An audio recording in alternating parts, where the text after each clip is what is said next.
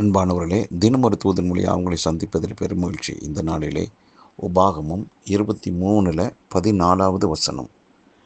உன் தேவனாகிய கர்த்தர் உன்னை இரட்சிக்கவும் உன் சத்துருக்களை உனக்கு ஒப்புவிக்கவும் உன் பாளையத்திற்குள்ளே உலாவிக் கொண்டிருக்கிறார் என்று தீர்க்கமான ஒரு நல்வார்த்தை. ஆண்டவருடைய விருப்பம், இன்றைக்கு கர்த்தர் நமக்கு கொடுக்கிற அவருடைய சித்தத்தின்படியான ஒரு தூது என்னன்னா, நம்முடைய வாழ்க்கையில பல விதங்களிலே நாம் சோதிக்கப்படுகிறோம்.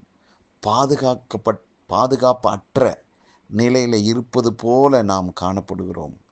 எடுத்ததெல்லாம் தோல்வி. நினைத்த காரியத்தில் ஒன்றையுமே நான் அடைய முடியல, வெற்றி அடைய முடியல, ருசிக்க முடியல. எடுத்த ஒவ்வொரு விஷயத்திலும் நல்ல சந்தோஷமான செய்தியை நான் கண்ணில் பார்க்க முடியல, காதில் கேட்க முடியலையே என்று சொல்லி உங்கள் புலம்பலை கர்த்தர் அறிந்திருக்கிறார்.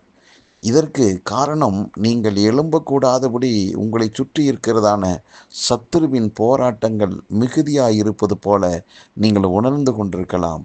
எத்தனையோ விதங்களிலே நீங்கள் அடிக்கப்பட்டு நொறுக்கப்பட்டது போல, ஒரு ஓரத்தில் ஒதுக்கப்பட்டது போல இருக்கலாம்.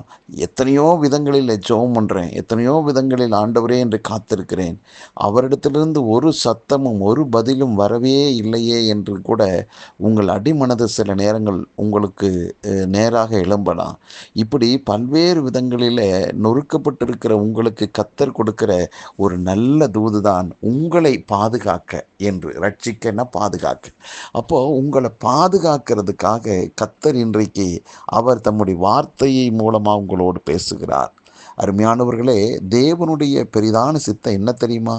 உங்களை எந்த விதத்திலும் இழக்க முடியாது என்பதிலே அவர் உறுதியாக இருக்கிறார்.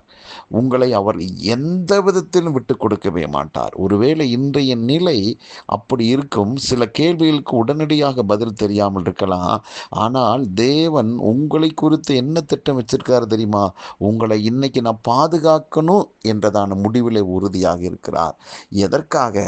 அருமையானவர்களே, உங்களை இந்த பூமியில் பெற்றெடுத்ததற்கு மிகப்பெரிய ஒரு திட்டம், ஒரு நோக்கம்லாம் இருக்குல்ல. அதெல்லாம் நிறைவேறுவதற்கு முன்பாக இந்த சோதனையில், இந்த சுனாமி என்ற சோதனையில் நீங்கள் அடித்து செல்லப்படவே மாட்டீங்க. நீங்கள் நிலைத்து நிற்பதற்காக கர்த்தரின் கரம் உங்களுக்காக நீட்டப்படுகிறது. இந்த நாளிலே ஆண்டவருடைய கரம் இன்றைக்கு உங்களை ரட்சிக்கும். எதுவெல்லாம் உங்களை அழிவுக்கு நேராக நடத்துகிற எதிர்மறையான காரியங்களை காண்கிறீர்களோ அந்த காரியத்திலிருந்து நீங்கள் விடுவிக்கப்படுகிறீர்கள். கர்த்தருடைய ரட்சிப்பின் கரம், பாதுகாப்பின் கரம் உங்கள் மேல் இன்றைக்கு அமருகிறதை இன்றைக்கு நீங்கள் உணர்வீர்கள். அது மட்டுமல்லாமல் ஆண்டவர் என்ன செய்ய போறாரா? உங்களுடைய இந்த வீழ்ச்சியான சூழ்நிலைக்கு காரணம் சத்துரு என்று நினைக்கிறீங்கல்ல, அந்த சத்துருவை என்ன செய்கிறாரா? ஆண்டவர் உங்க கையில் ஒப்படைக்க போகிறாரா? ஆம், அந்த சத்துருவை நீங்கள் ஆளுகை செய்யலாம். அந்த அளவுக்கு கர்த்தர் உங்களுக்கு அதிகாரத்தையும் வல்லமையும் கொடுத்து இந்த நாளில் நடத்த போகிறார். அன்புக்குரியவர்களே, எந்த விதத்திலும் கர்த்தர் உங்களை விட்டு விடுவதற்கு, கைவிடுவதற்கு அவர் விருப்பப்படவே இல்லை. உங்களை காப்பாற்றுவதற்காக அவர் தீவிரமாயிருக்கிறார்.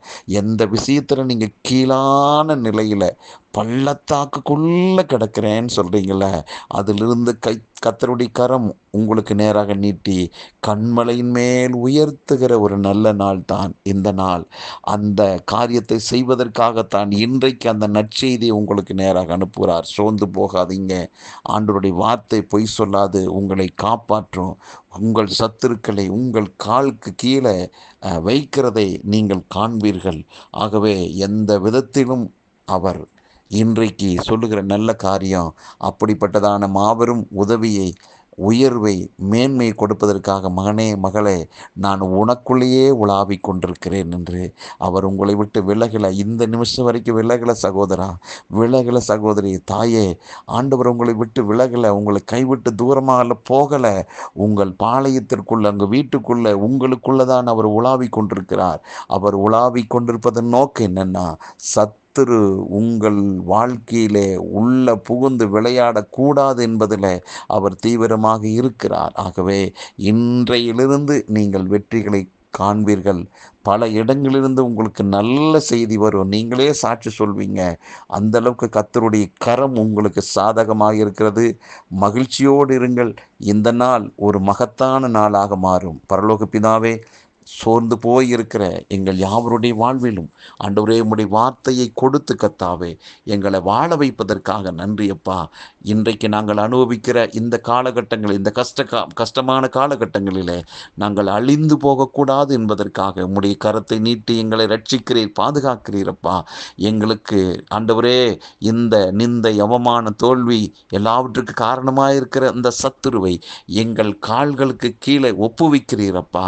ஆமாண்டவர், இனி ஆண்டவரே எங்களோடு எங்களுக்குள்ள உலாவி கொண்டிருக்கிற நீர் ஒரு நாளும் தீமைக்கு ஏதுவான காரியத்தை அனுமதிக்காம நன்மைக்கு ஏதுவான காரியத்தை அனுமதிக்கிறீர்.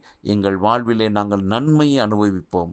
தோல்வி என்னைக்குமே சத்துருவின் கூட்டத்துக்குத்தான் என்பதிலே நாங்கள் விசுவாசத்தோடு அறிக்கையிடுகிறோம்.